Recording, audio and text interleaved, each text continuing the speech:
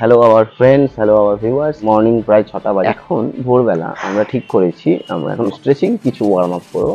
তো তোমরা সবাই আমাদের সঙ্গে থাকো। আমি সুপ্রতিম, আমার সঙ্গে আমার অঙ্কিত সহযোগী অঙ্কিত রয়।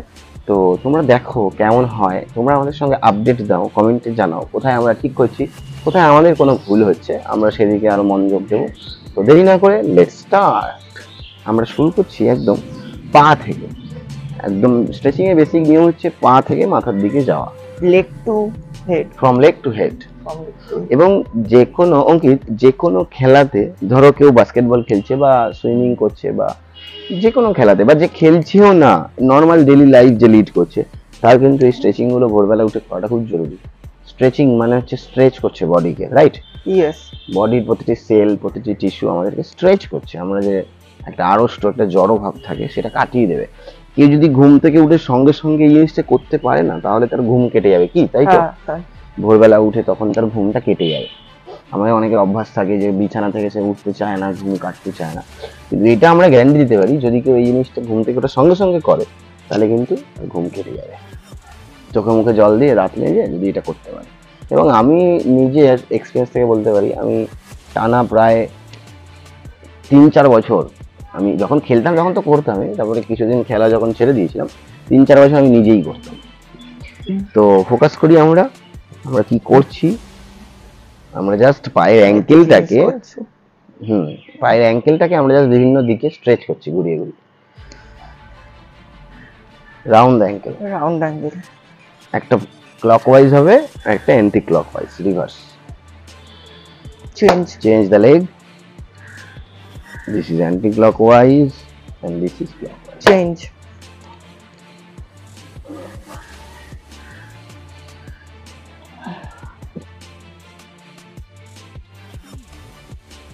এই জায়গাটা পেইনফুল হবে আর দুটোই যেন সোজা হয়, না হলে এটা হবে না। এটা হাঁটুর পিছনের দিকটায় শিরাটা বা ওই জায়গাটা। আরেকটা এক্সারসাইজ আছে, দুটো পা দিতে হবে, মাথাটা যেন একদম এলবোর এই দিকে আসছে আর সোজা হয়, নাহলে এটা হবে না। এটা টানা 5 সেকেন্ড থেকে 6 সেকেন্ড করতে হবে। চেঞ্জ। প্রতিটা স্ট্রেচিং মিনিমাম 5-6 সেকেন্ড করতে হয়, তারপর চেঞ্জ।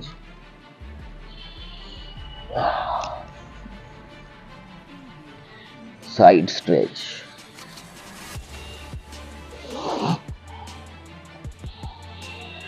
এবারে হ্যামস্ট্রিং স্ট্রেচ। আর আমাদের দুই হাত পা ধরে এইদিকে মানে সরিয়ে দিতে হবে, তাহলে এই জায়গাটা টান ধরবে। দুই সাইডে পুশ করতে হবে, আউটসাইডে। দুটো হাত দিয়ে আমরা আউটসাইডে পুশ করছি। পায়ের ভিতরের দিকগুলো আমাদের টান ধরছে। এবার একটা সাইড পুশ করব। আচ্ছা,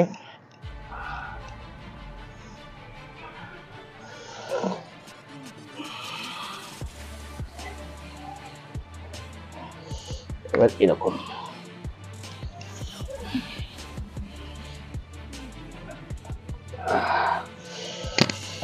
এগুলো যে করছে সে একমাত্র বুঝতে পারবে কতটা সুন্দর ফিলিং হয় করার সময়।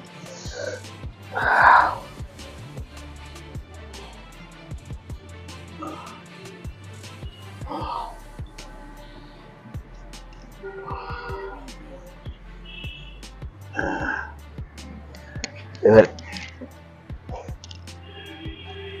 পাটা উপরে তুলে দিয়ে করছি এখন।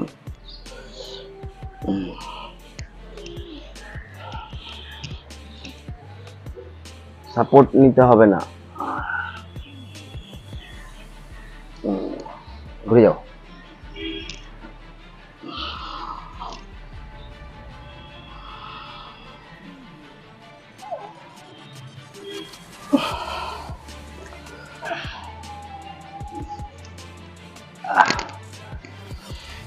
এবার হবে হচ্ছে কোমর আগে ঘুরিয়ে নিই, তারপর আবার পাগুলো ভাঁজ করবো। Round the West.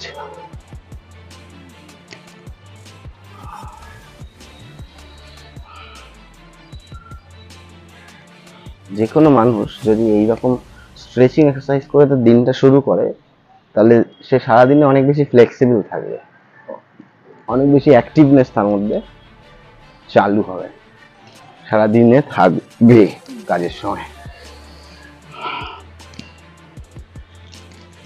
এবার যেটা করবো, নি আপ,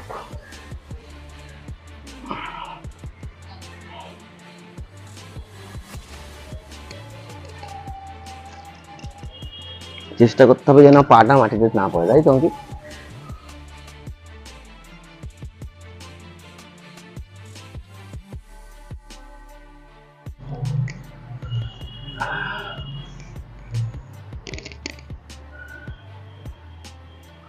চেঞ্জ দ্য লেগ।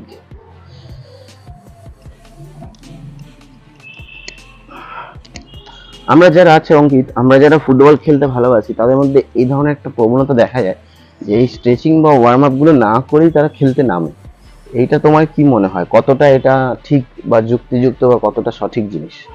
আমার মনে হয় তারা বেশিক্ষণ খেলতে পারে না, 50 মিনিটস অবধি খেলতে পারে, কেন কি তাদের ইনজুরি হয়ে যায়। বলতে গেলে যারা স্ট্রেচিং করে, মানে যারা স্ট্রেচিং করে তাদের লেগস মাসেল সব ভালো থাকে।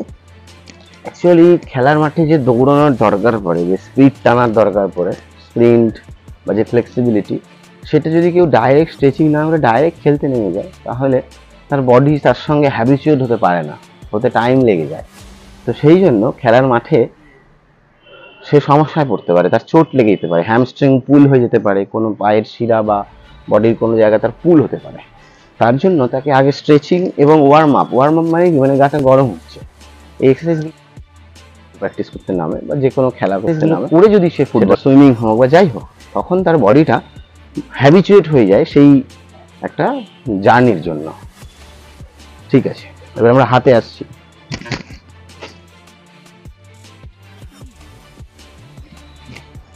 রাইট হ্যান্ড করছি forward roll, backward roll, change the hand,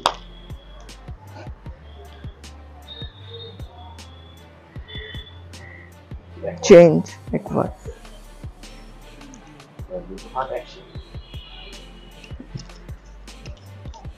forward roll, backward roll. আমরা বিভিন্ন রকম স্ট্রেচিং ওয়ার্ম আপ এক্সারসাইজের সিরিজ নিয়ে আসবো, এরকম ভিডিও নিয়ে এক এক দিন এক একটা সিরিজ থাকবে। তো সবার সাপোর্টটা দরকার, সবার এনগেজমেন্টটা দরকার। দুটো হাত অ্যাকশন,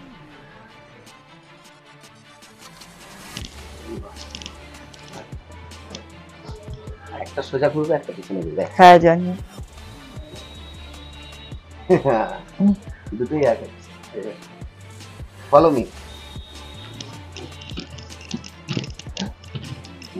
রাইট, কিন্তু এখন ঠিক আছে, আমরা এখন নেক মানে ঘাড় নিয়ে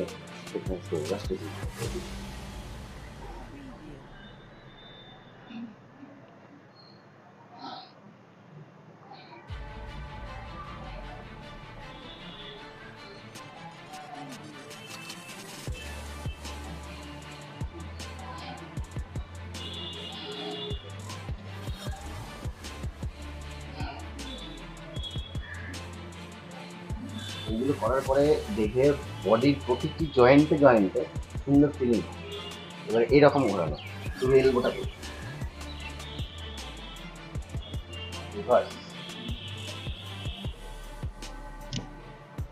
এবারে হ্যান্ড স্ট্রেচিং,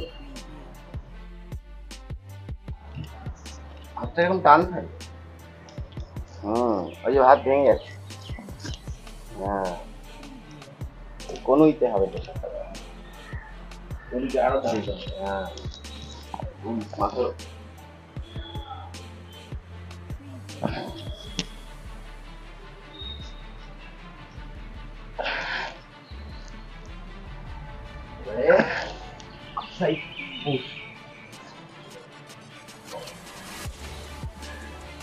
পা দুটো উঁচু করে যতটা পারা যায় উপরে ঠিক এরকম ভাবে নিয়ে যতটা করা যায়, পা টাচ করা যায় যদি সামনে যতটা পুশ করা, দুই সাইড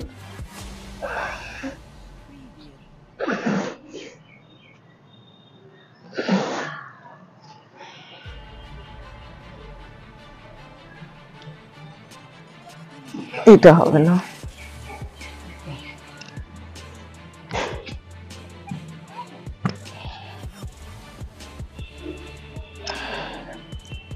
যারা দেখছো বা দেখছেন, তারা নিজেরা এটা প্র্যাকটিস করে তাদের বাড়িতে আমাদের এই ভিডিও বানানোটা ফ্রুটফুল হবে।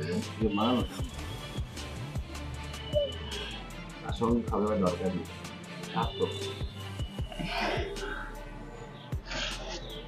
আমরা টান করতে চেষ্টা করবো।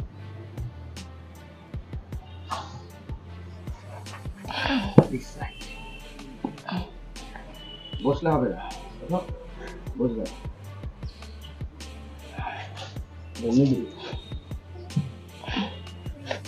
পুশ করো সামনের দিকে, হাঁটুটা পুশ করো সামনের দিকে।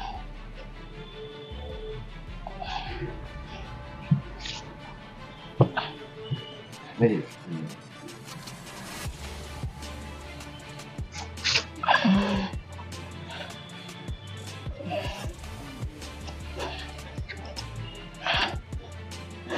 পা টান টান থাকবে।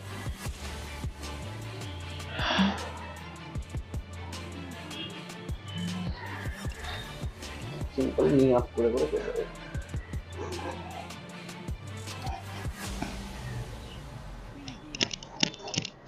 হাতে টাচ।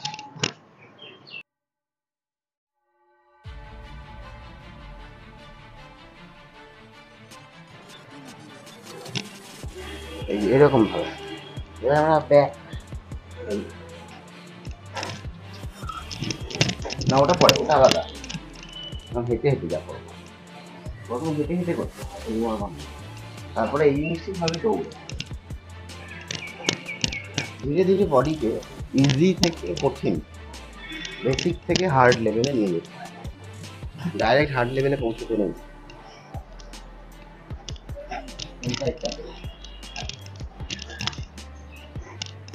দৌড়াচ্ছ, দৌড়াবে না, দেখো আমি হাঁটছি, এটা হচ্ছে ওয়াকিং ওয়ার্ক।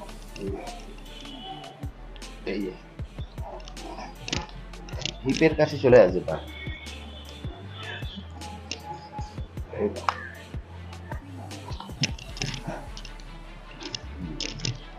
একটু বলেছে এই দেখো, এই পাঁচটা তুমি যেটা করছো এরকম, ওরকম না, তারা ফার্স্টে এদিকে আসবে, এরকম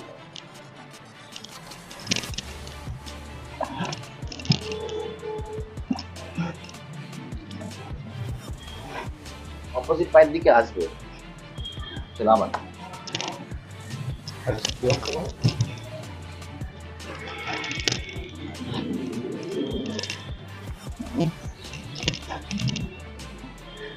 কেমন মনে হচ্ছে? বডির ফিলিংটা অঙ্কিত ভালো বলতে গেলে। রিল্যাক্সিং লাগছে না?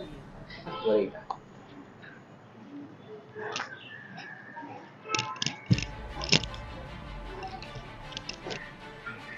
তুমি কিছু বলো, নিজের এক্সারসাইজ বলো, কিছু অভিজ্ঞতা বলো, খেলোয়াড়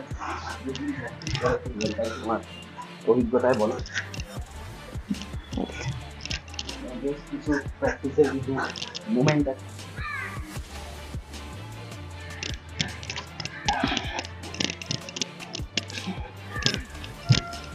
পাটাকে টান করো, এই যে পাটা তুলবে অপোজিট হাত দিয়ে তাকে টাচ করো, তার পিঠটা অপোজিট হাত দিয়ে, সেম হাত দিয়ে হয়ে যাচ্ছে। হ্যাঁ